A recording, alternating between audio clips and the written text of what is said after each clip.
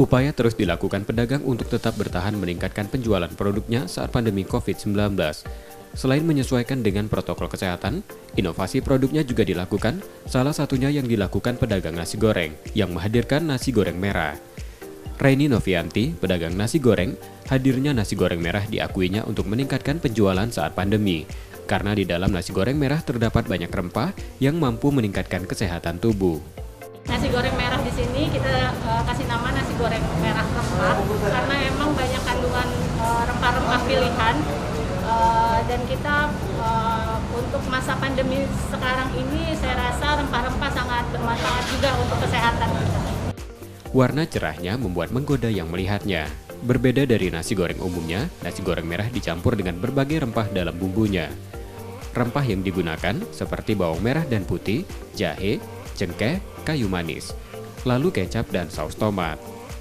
Rempah tadi dihaluskan, ditambah kecap manis dan saus tomat agar nasi berwarna merah.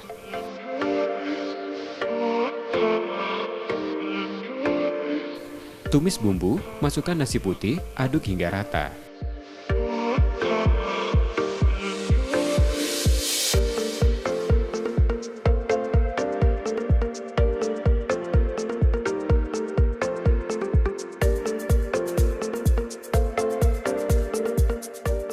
Saat penyajiannya tambahkan potongan daun bawang.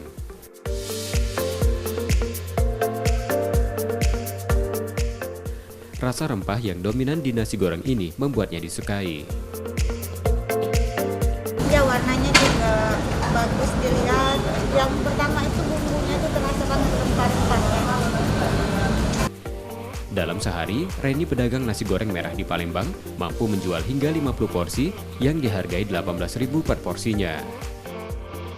Nur Muhammad, Purwantoro, Kompas TV, Palembang, Sumatera Selatan.